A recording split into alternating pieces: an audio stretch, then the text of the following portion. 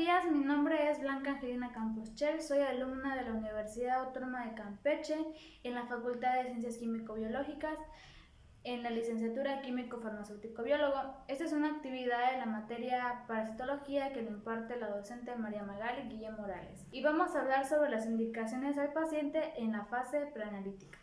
La fase preanalítica consiste en 4 pasos.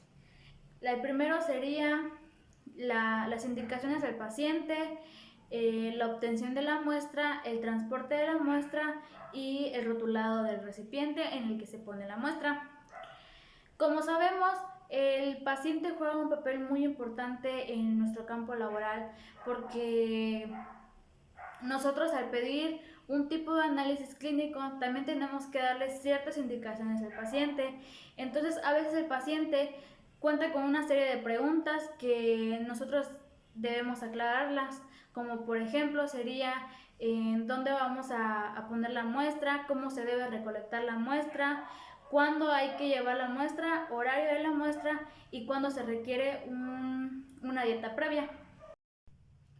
Para comenzar, tenemos que preguntarle al paciente si ha estado consumiendo en algunos medicamentos, algunos alimentos que serían, por ejemplo, el ibuprofeno, el ácido acetilsalicílico.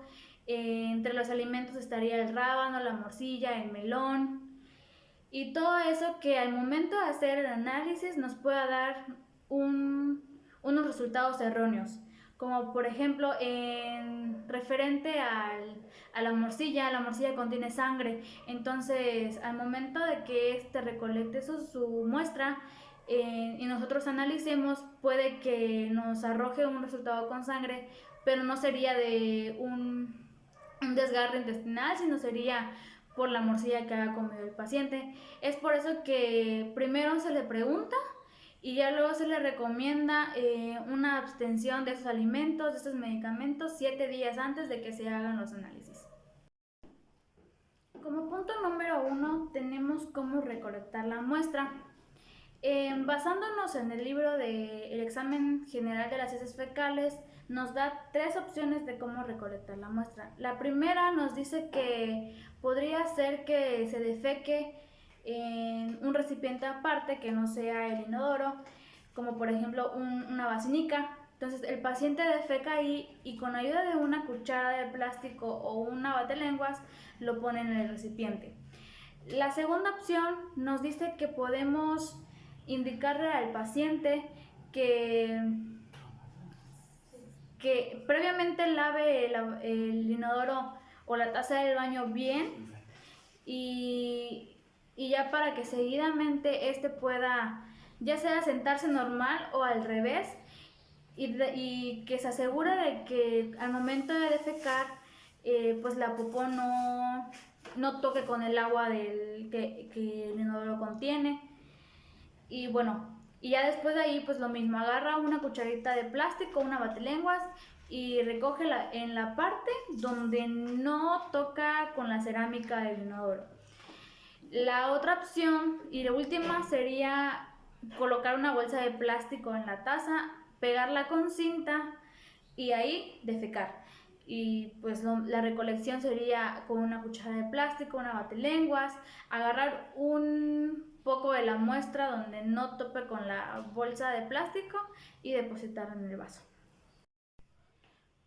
También, una vez que el paciente ya haya recolectado su muestra en el recipiente, es importante aclararle que no debe llenar el vaso completo, sino que tiene que llenarlo hasta una cuarta parte o un 25% del recipiente.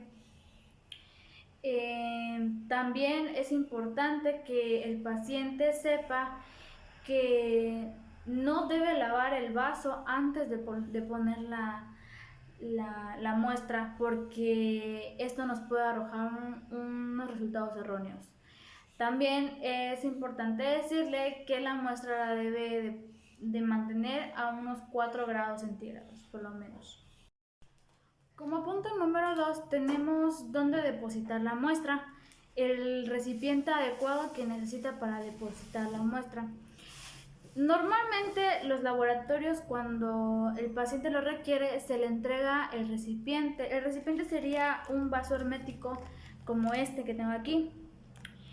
Este debe cumplir con ciertas características, como podemos observar, que sea transparente, tenga una capacidad de 30 mililitros y sea hermético. En el caso de que el laboratorio no se lo entrega al paciente, pues en las farmacias las venden y pues así el paciente se le haga más fácil adquirirlas. Como punto número 3 tenemos cuántas muestras se deben de recolectar. Normalmente el laboratorio pide 3 muestras durante 3 días, pero que sean consecutivas. Es decir, la primera y la segunda muestra se pueden recolectar a cualquier hora del día y no se van a entregar al laboratorio hasta que se obtenga la tercera muestra. También es importante decirle al paciente que cuando ya obtuvo la tercera muestra, no puede llevarla al laboratorio pasada las 10 horas, tiene que ser antes de las 10 horas, y cuando se trata de un paciente pediátrico no puede pasar la hora, tiene que ser antes de esa hora que en este caso el químico le indique. Para la dieta previa es importante indicarle al paciente que debe llevar una dieta balanceada, ya sea frutas, verduras, carne, en cantidades iguales sin exceso, pues 3 días previos antes de que se haga la recolección de la muestra. Ahora, para el rotulado correcto de la muestra, en el frasco debe llevar el nombre, edad y fecha y hora de la recolección. Aquí es muy importante mencionar que el recepcionista está encargado de verificar algunos puntos que son importantes para que la muestra pueda ser aceptada. Es decir, que la muestra esté en buenas condiciones, tenga los datos correctos, sea el vaso que se le pidió al paciente. En el caso de no tener ninguno de esos, la muestra puede ser rechazada o simplemente pueden posponer la hora y fecha de entrega de la muestra, y posiblemente tenga que recolectar otra muestra otros 3 días y así. Como cuarto punto tenemos el transporte de la muestra. Esta debe tener ciertas características que tenga que cumplir para que la muestra pueda ser transportada. Por ejemplo, tendría que ser en el recipiente primario, en el empaque secundario, los datos correctos, material absorbente, control de temperatura. Como les mencionaba al principio, la muestra tiene que tener una temperatura de 4 grados.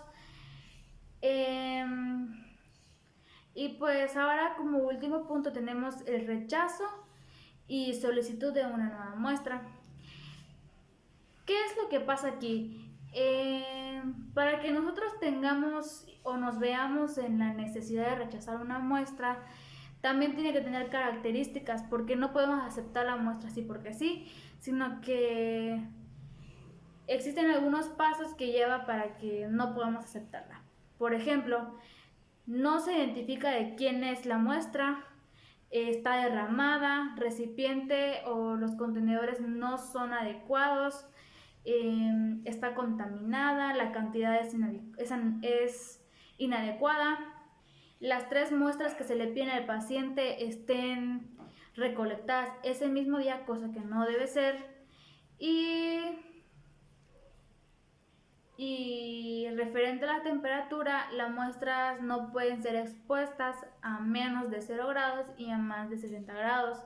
Y esos pasos son los que nos llevan y nos vemos obligados a decirle al paciente que no podemos aceptar la muestra, y por ende tenemos que solicitar una muestra y ahí volverles a explicar a los pacientes con delicadeza y con el vocabulario correcto para que ellos puedan hacer una recolección correcta de sus heces fecales. Como ya vimos, como bien sabemos, y nos acabamos de... puede que nos acabamos de enterar o algo parecido, pero pareciera nada, pero es muy importante conocer y tener los conocimientos para hacer la recolección de ciertos análisis. Nosotros como químicos y las personas también tienen el derecho de poder saber cómo se hace una recolección correcta, porque al momento de que ellos lleguen al laboratorio y nosotros no demos indicaciones y ellos no pregunten, puede que lo recolecten como sea y eso no estaría correcto porque nosotros la rechazaríamos y pues tendríamos que explicarles de nuevamente.